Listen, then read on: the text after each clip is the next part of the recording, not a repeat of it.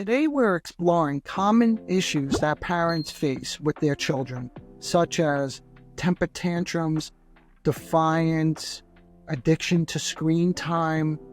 Your daughter may be dating a man or guy who you don't approve. Your son is experimenting with drugs or alcohol, which he actually purchased with his fake ID. I think you get the point. Overall, there's a general feeling that your child is not listening to you. We'll dive into some of the traditional solutions that have been suggested, oftentimes which are not very effective, and then I'll pivot and go into a tool or a technique that I have found to be far more effective with the parents that I treat. Let's jump right into it. What are these traditional solutions? And this may sound familiar to you if you looked at any of the social media content. If your child is having a temper tantrum, you should ignore the behavior. You should establish clear and consistent rules around disrespectful behavior. In other words, you should implement clear and consistent consequences, such as a timeout, for instance, in order to foster a sense of obedience and respect in your child. Perhaps your child should lose privileges if they come home late past curfew. And here's one actually that I typically agree with when done with love and when done appropriately, which is rarely the case. Foster open dialogue with your child.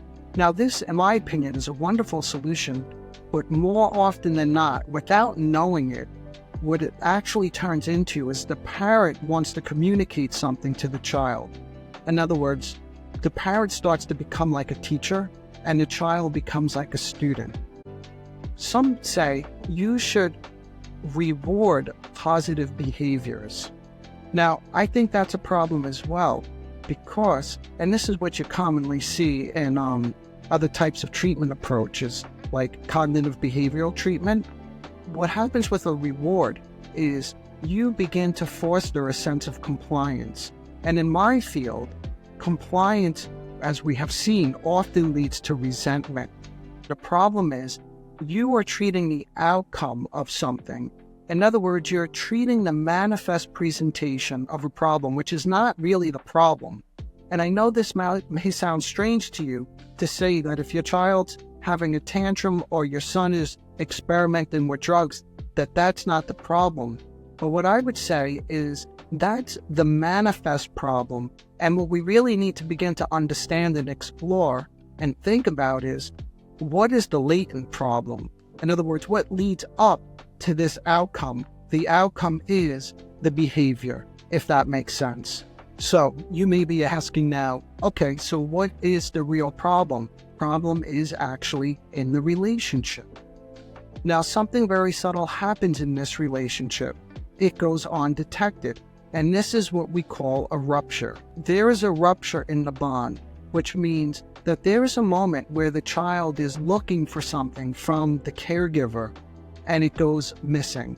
There's a misattunement, and they don't yet have the capacity to put this into words, but they do the best to make them go away. And this is the behavior now, because it's much easier to smoke away or drink away a feeling or get into abusive relationships. Again, so you don't have to think about or reflect on any inner feelings. So let's just play this out with a very quick example. Son comes home past curfew and smells like alcohol.